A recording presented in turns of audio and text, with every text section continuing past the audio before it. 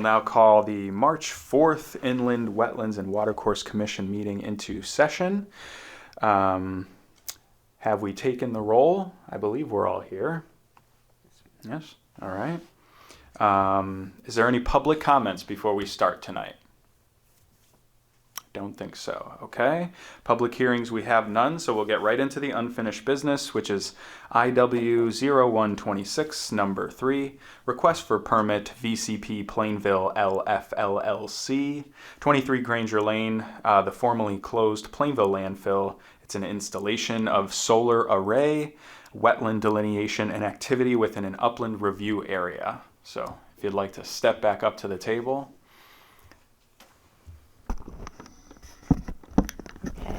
Good evening, Commission. For the record, my name is Emily Kelting, licensed professional engineer with Lorero Engineering, located on 100 Northwest Drive in Plainville.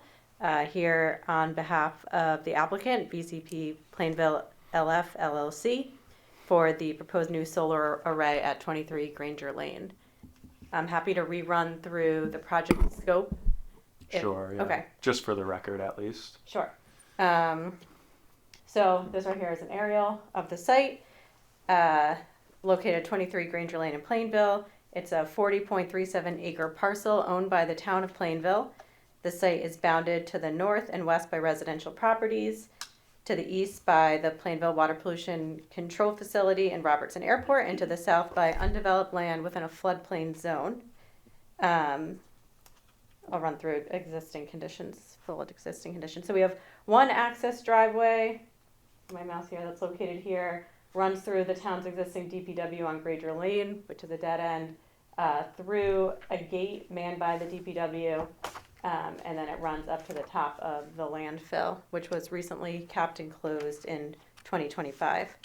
A portion of the southern and eastern limits of the site is located within a FEMA special flood hazard area. Let me just pull up the drawing that has those limits depicted. This dark dashed line here represents the FEMA flood line. So you can see this portion of the property is located within a FEMA flood zone. Based on Plainville GIS, there are inland wetlands located along the southern and eastern portion of the site.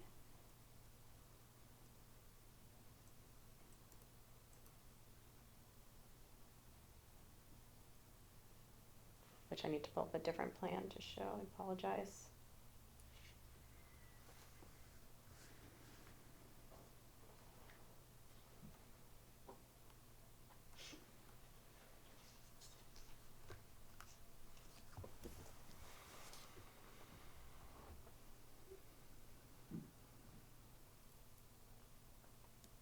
Okay, so it's this dashed line here is the limits of wetlands along the southern portion of the site.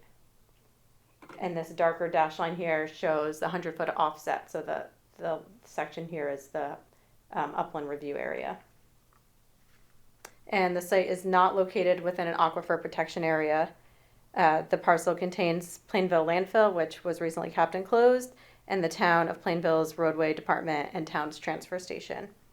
So for proposed improvements,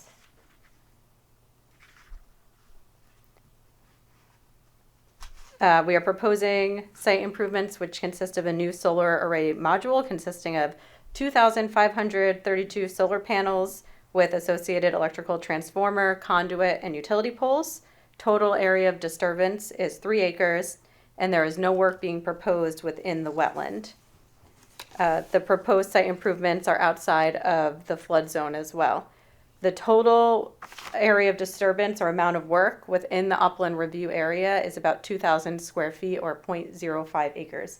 So that 0.05 acres is the only area within the upland review area that will be disturbed. Disturbance associated with this area involves trenching for underground electrical conduits and installation of utility poles and minor clearing of vegetation along the southern boundary located where the proposed utility poles are going. So I'll just zoom in a little bit closer. So as I mentioned, this dark line is the limits of the upland review area. This dashed line here is our limits of wetlands based on town GIS mapping. The utility poles are where these arrows are pointing. And then there is some trench work through the existing paved access drive so that we can put the conduits below grade, crossing underneath the existing access drive. There are no major alterations to the landfill or the existing roadways facility that are being proposed, and there is not an increase in runoff from the site. Stormwater management at the landfill and runoff at discharge areas will remain unchanged from existing conditions.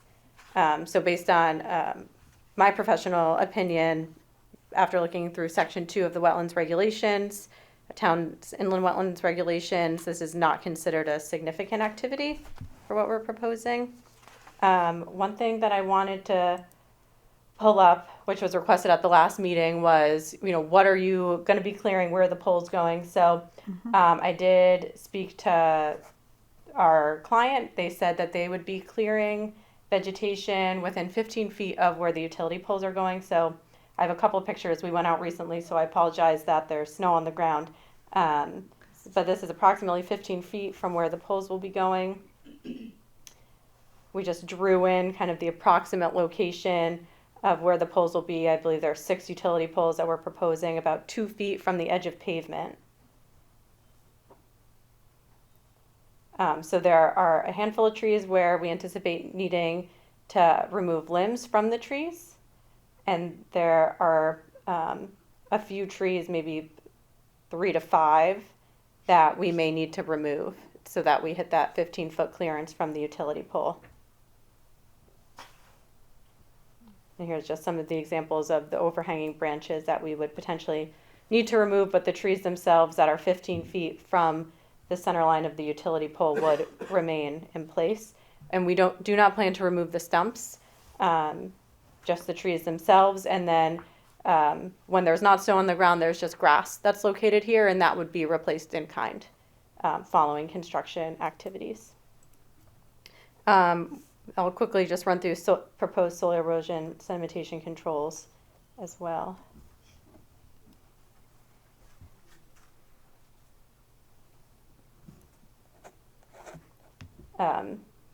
Okay, so all soil erosion sedimentation controls will conform with the Connecticut guidelines for soil erosion sedimentation controls.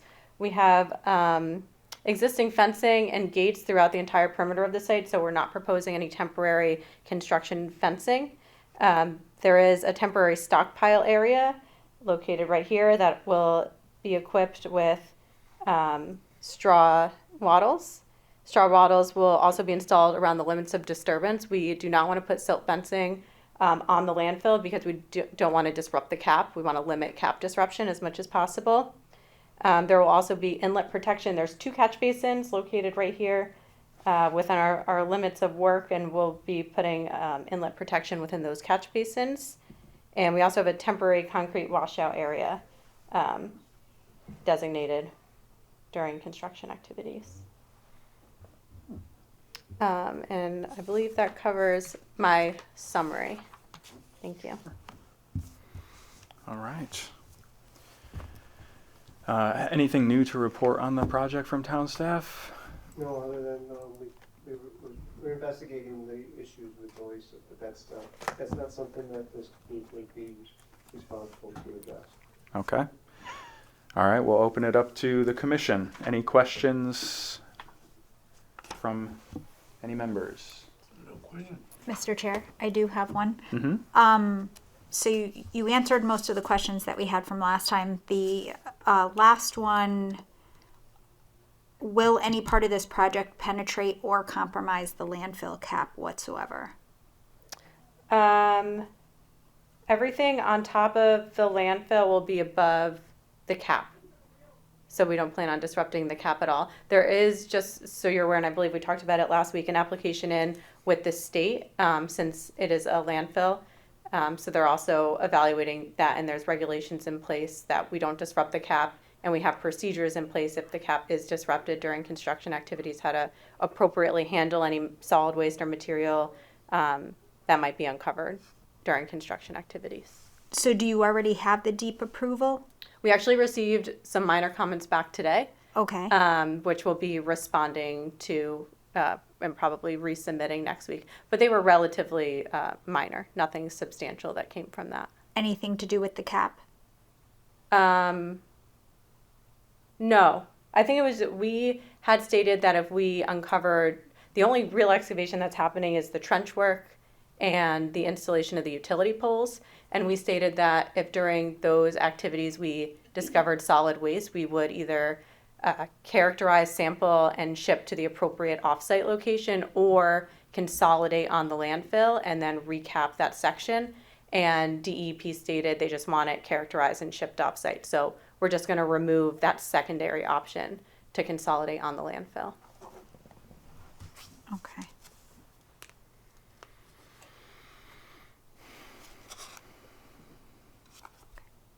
I don't have any. Okay. All right, so I guess the next question would be if we deem this a significant activity. Now, I will read through our favorite 7 standards here. The first is any activity involving deposition or removal of material which will or may have a substantial effect on the wetland or watercourse, or on wetlands or watercourses outside the area for which the activity is proposed. Number 2, any activity which substantially changes the natural channel or may inhibit the natural dynamics of a watercourse system. Number 3, any activity which substantially diminishes the natural capacity of an inland wetland or watercourse to support aquatic, plant or animal life and habitats, prevent flooding, supply water, assimilate waste, facilitate drainage, provide recreation or open space, or perform other functions. Number 4, any activity which is likely to cause or has the potential to cause substantial turbidity, siltation, or sedimentation in a wetland or watercourse. Number 5, any activity which causes substantial diminution of flow of a natural watercourse or groundwater levels of the wetland or watercourse. Number 6, any activity which is likely to cause or has the potential to cause pollution of a wetland or watercourse.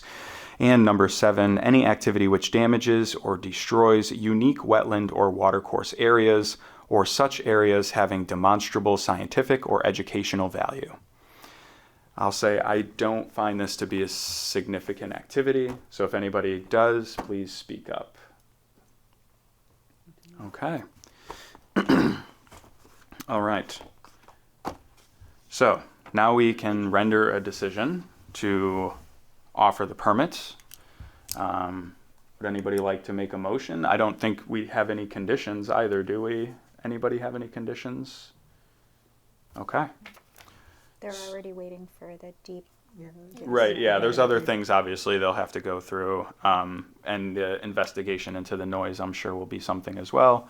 But would anybody like to make a motion for us to at least offer the permits for IW 0126 number 3? I will make the motion to grant the permits. Okay.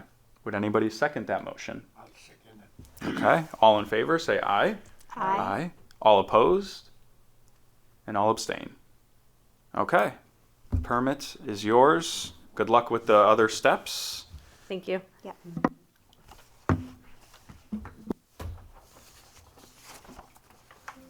All right. So, as far as new business, we have none. Bills and communications, we have none. Minutes, we have none. So we will postpone the January approval of the minutes to April, and we will postpone the February approval of the February minutes to April as well. Okay. Any reports from town staff? I have none. Okay. Well, would anybody like to make a motion to adjourn? I'll make the motion to adjourn. Okay. Would anybody like to second that motion? I will second that motion. All right. All in favor, say aye. Aye. All opposed? All right. That's it.